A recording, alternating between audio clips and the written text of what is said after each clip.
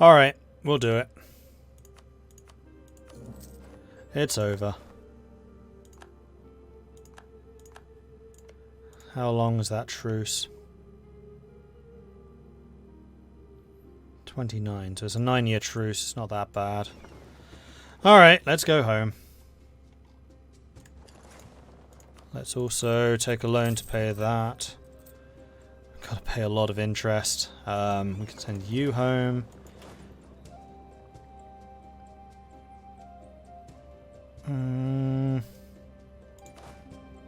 Gonna get rid of the artillery so I don't need to pay it. Gonna need to take another loan.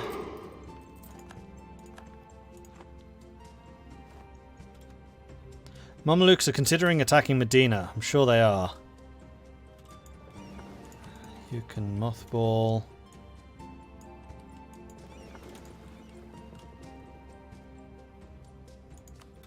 And now I need another rival, which is definitely going to be Morocco. France is still friendly to us, that's good. My king, we are trading in sugar, cost of reducing war exhaustion. That would have been nice. Diplo is done. We'll go ahead of time, get the trade efficiency. Oh, we could have had war galleys, that would have been useful.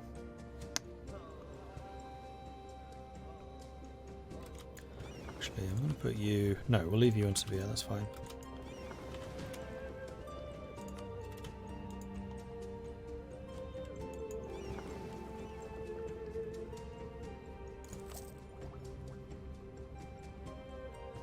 Yeah, we can build carracks now as well. My inflation, meanwhile, is just under 10%, because of course it is. Alright, so that's the navy mothballed. We are now making money. Read it and weep. I think I'm also going to get rid of the cavalry. We're going to go with an army of just infantry. We're going to be relying on our Portuguese alliance. We can also no longer get military access through the Ottomans. We can cancel the fleet basing rights from Venice. Because I think that's costing me money, right? Harbour fees, 2 ducats a month, so yeah, that will save us some money. And we are still also allied to Venice, that's true. We still have Portugal and Venice and Naples. It's just France we lost.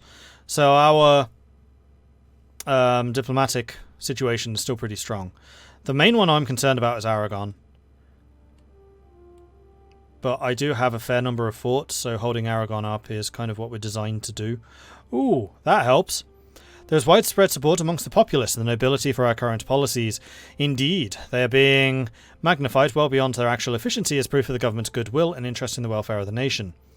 Yes, I will take the money, thank you. That allows me to pay a loan off. And then we can also cancel this as soon as we are able.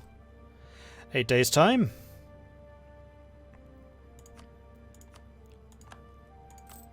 And there we go, 5 ducats a month already. Boom.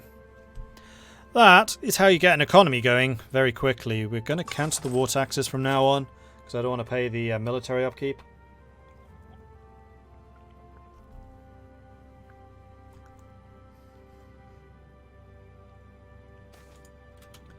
A dog's life. Again. This dog's popular. With everyone except the natives, apparently.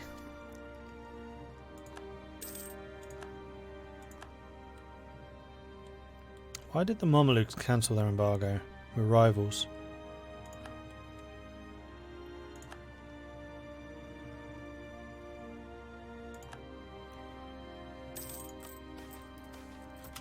Natives in Rio Grande do Sul adopt Andalusian culture. To our surprise, many members of the Guarani tribe have chosen to adopt our language and etiquette and have integrated themselves into Rio Grande. They're going to love being a Castellan. And again, the dog. That's like 5 times.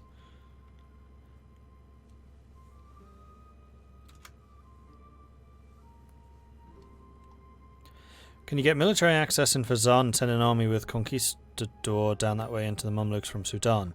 I've landed successfully. I've landed in the Ottomans and marched across.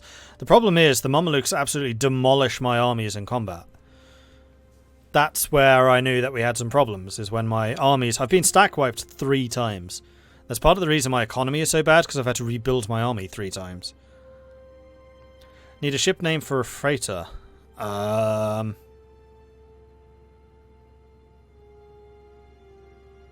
Float? Which was the historical Dutch freight ship for the Dutch East India Company.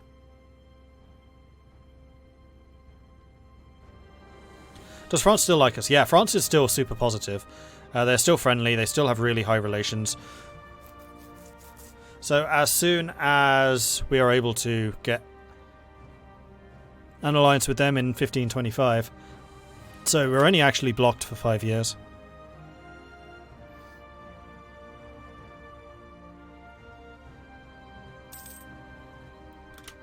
Oh, Rio Grande produces sugar. I mean, that's not tea, but it does go in tea, so I guess it's acceptable. I'm a bit disappointed by that, actually. I was really hoping they would get tea. Morocco's embargoing us. That's actually something that we should do to them, because I have a feeling it would hurt more. Sile refuses. And we can go up in admin. Here we go. Boom. We're ahead of time in every technology. We have caught up.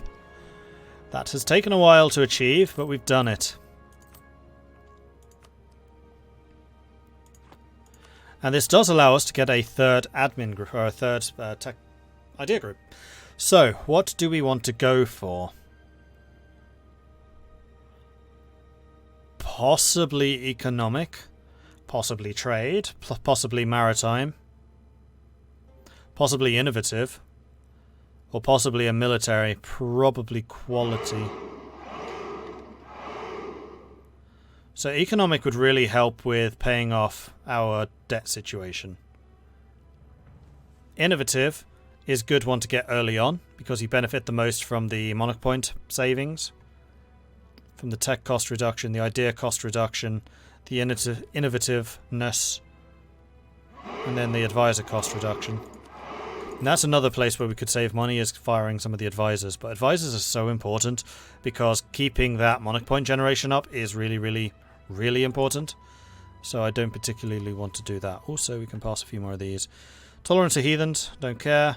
Stability cost, tolerance of heretics, don't care. So we'll just go and block that one.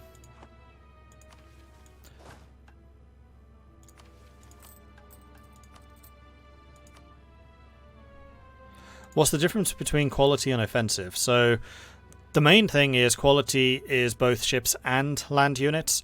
They will increase the combat effectiveness of your units, but will not increase how... won't increase their morale. So it won't increase their staying power, but it does increase their damage done and damage taken reduction. It also boosts the ships, so it makes the ships more durable. It does give more morale for the navies. Reduces attrition, and then also gives you that boost to discipline. So quality is just damage dealing. Offensive is similar, but offensive has a big one, which is this siege ability.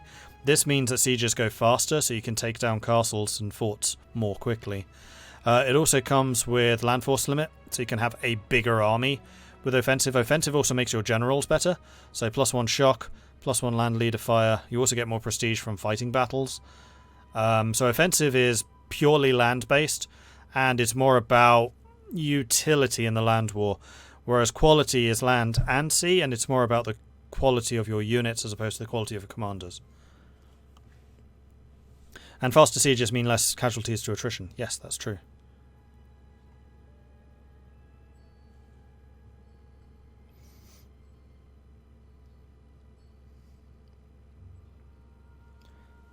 And quality very often has really good policies.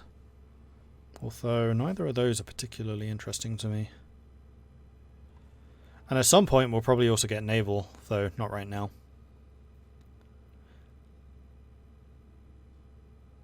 I think it's too early for trade. I actually feel like I take trade more often later on now. I'm very tempted by innovative. What does that allow us to do? That would give us settler chance and trade power policy. And if we ever went naval or quantity...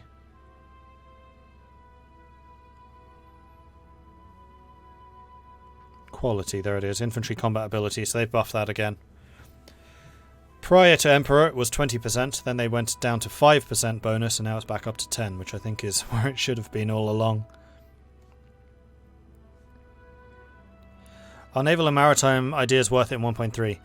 I am a bit of a controversial figure in that I say that those two have been worth it for a very long time. I'm one of the few people that says it's huge.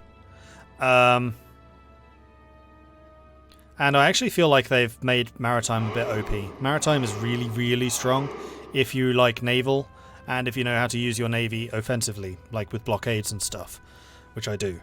So I am a massive fan of Maritime. I do like naval, though I do feel like naval is a little bit more situational. Naval, I feel, is actually strongest if you're a Mediterranean power. If you're somebody like Aragon, then naval is absolutely huge because you get this early bonus to your galley combat ability. For us, where we're probably going to be focusing more on heavy ships, yes, we do get a heavy ship combat ability later on, but it is quite a lot later on. So naval can afford to wait. I think a maritime is probably better simply because of this. 50% more naval force limit means you can get more light ships, which means you can control trade more. So maritime is more of a peacetime idea group, which also has utility at war, like the extra repair and the extra blockading ability, whereas naval is purely a wartime with absolutely no peacetime bonuses. So maritime is just more useful more often. Also needs to be said, maritime and naval aren't that good if you're a landlocked nation. True. But when have you ever seen me playing as a landlocked nation?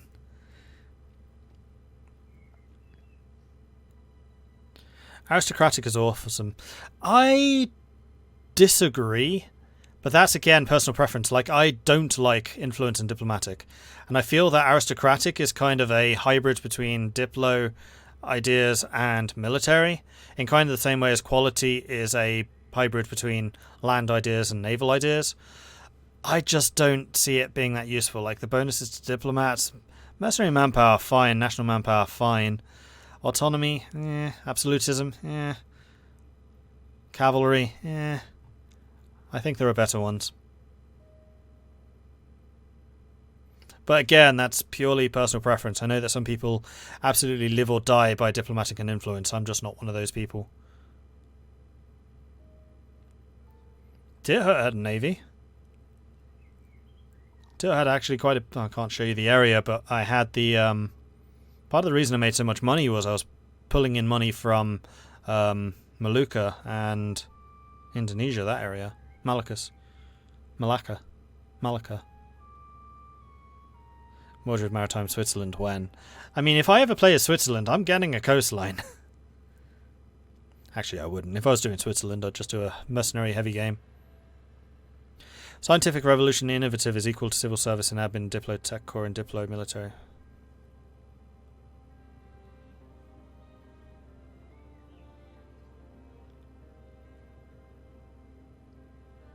Civil service and... Oh, I see what you're saying.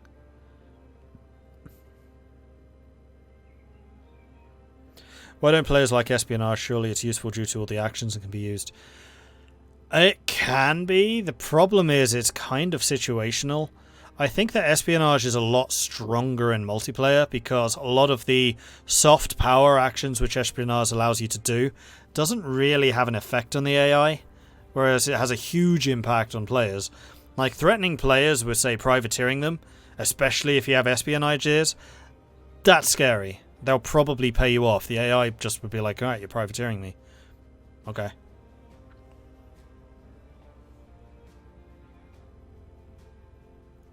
Influence is useful for keeping giant colonial nations in check, so late game is a useful one. Yeah, that's going to be an interesting one for us as Castile. I don't think I'm going to be quite so used to having such a big colonial presence. Although, no, that's rubbish. I've controlled the entirety of North and South America as the Netherlands. As long as your home provinces are pretty wealthy, I don't think that having large colonies is that difficult. Just don't fight wars against the Mamelukes that you can't win.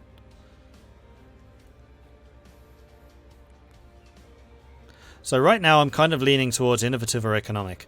The downside to that is we're also working on expansion ideas. Although... yeah, we want to get general colonization law. We kind of just want to finish expansion. Exploration I think we're pretty much done with at the moment, but expansion we do want to boost. So that's basically saying economic is out, innovative is out. I think we need a military idea, because otherwise we're going to have a lot of military points. Now the other question is, how good are our rulers? Our heir has a level 6 military, so we definitely want a military tech looking forwards. Okay, so options here. Offensive. I really like offensive. Mostly because of the siege ability. Ooh, privateer efficiency with exploration. The expansion one's not as good. Quality with exploration, not that great. Expansion, land, lead, fire, eh. Quantity? This is one I don't often look at, because I just generally prefer quality. But quantity does have some really, really good policies. Like quantity plus trade for that goods produced modifier, 20% is a huge amount. If we were a Mediterranean power, quantity and maritime would be really good.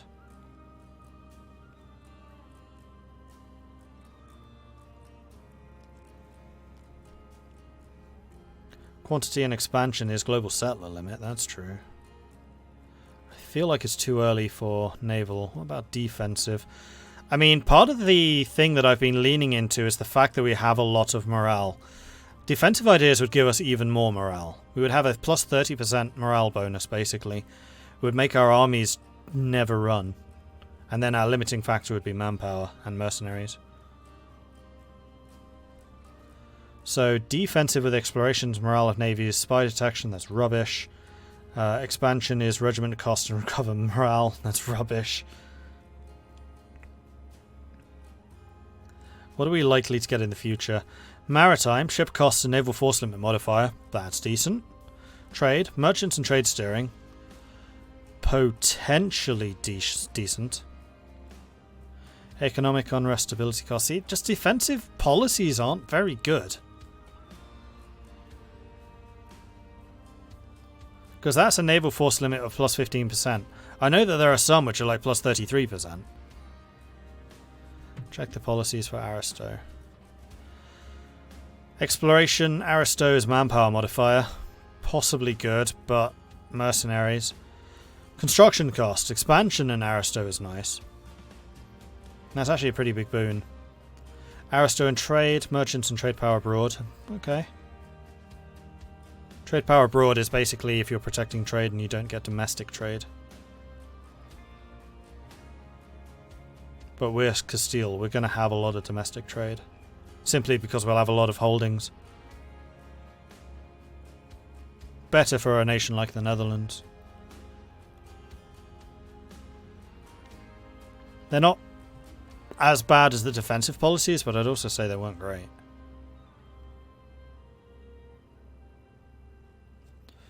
Naval ideas, exploration, global naval engagement plus 20%. That late game will be huge. Expansion, state maintenance minus 20%. We do have quite a few states, and the liberty desire from subjects development. I take your point. That combination is pretty good. Oh, do I want to go for an early naval?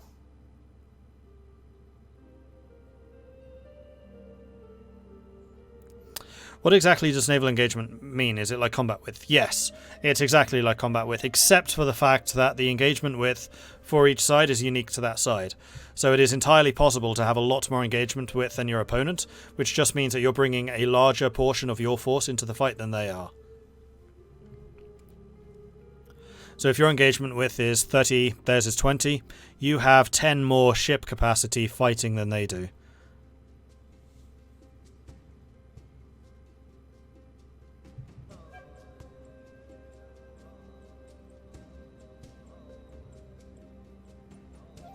Avi for no DLC is just now learning a strategy game. It's worth learning. This is such a good game.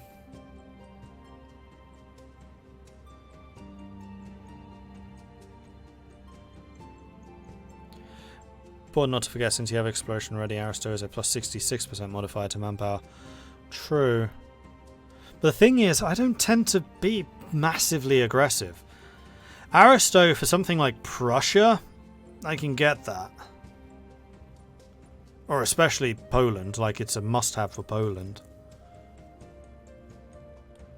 As Castile, I feel like we have more of an opportunity to pick our fights, because we're kind of on the outskirts of Europe. We're not necessarily going to get involved in the Central European politics and bloodshed. League War we probably will be, but again, we're on the sidelines. I feel like defensive would be better just to keep our forts up more. And for the morale of our armies, just to make our armies really scary to fight.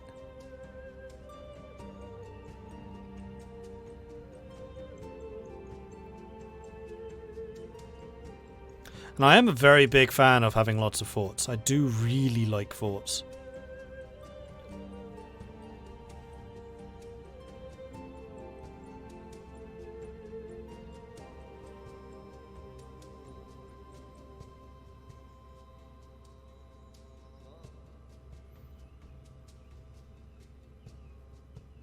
This is actually a surprisingly difficult decision. Like, usually I'd just be like, economic innovative done. I mean, one thing that we could potentially do is start focusing admin, which we should do.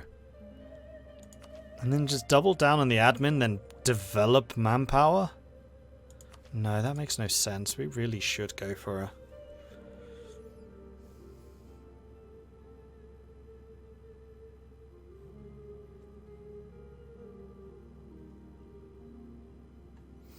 I just really like economic. It's rare for me to get economic this late. But economic doesn't really go with anything else that we have. Tariffs from exploration. I'm not expecting to make a decent amount of money from tariffs for 200 years. So I feel like economic can wait.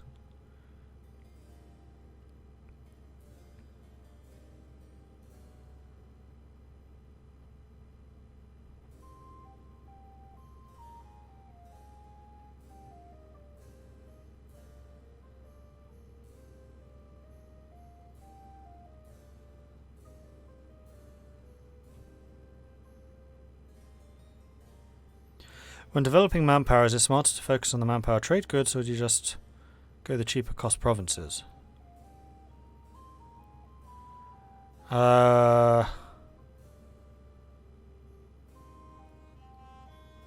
Usually I just go cheaper cost for the manpower. That's because I don't usually have problems with manpower because I'm not a massively militaristic player. I'm trying to think what actually gives you the boost to manpower. Great. Bull. Nope, that's movement speed. That's force limit.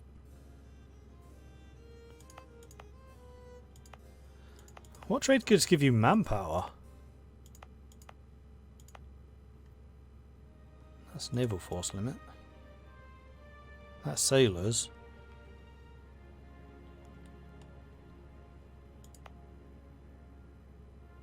I play the game like this too, paused and pondering. It's the best way to play it. Construction time. Yeah, grain gives force limit. That's not manpower though. And I don't think that developing... Well, just having development in a province, regardless of what type, will increase your force limits. The only thing that specifically increasing military does is it increases your manpower. So if there was a trade good which gave manpower, then yeah, focusing the manpower in that province makes sense. Otherwise, just spreading it around is probably the better way, and the best way to spread it is to go for the cheap places. Manufacturing building that depends on trade goods. That is true.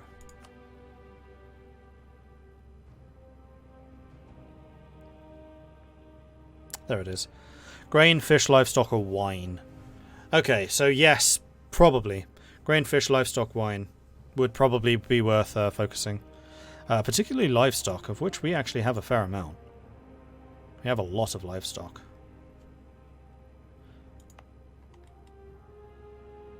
So getting those soldier households in those locations would be very good. Gives you 1,500 extra manpower per province.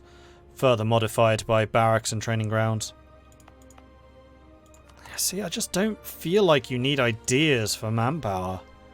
There are so many other ways to gain it. What's the best way to gain force limit? Developing your provinces.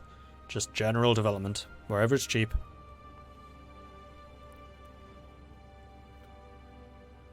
Cocoa gives manpower, does it?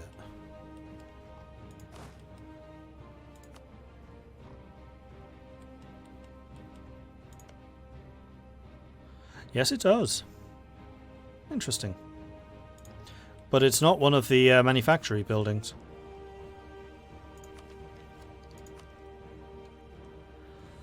No, I think we need military. I think probably quality, because we need the balance between military, land and sea.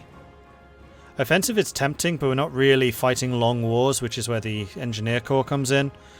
Defensive is tempting, except I'm not really intending to get into that many defensive wars. I think that just quality. We're going quality. There we go, decision made. Hey, Bamboozle.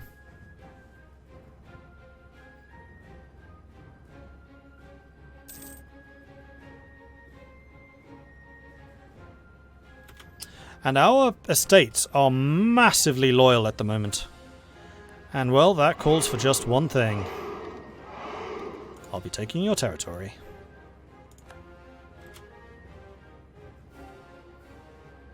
Nobility is still above 50. That's crazy.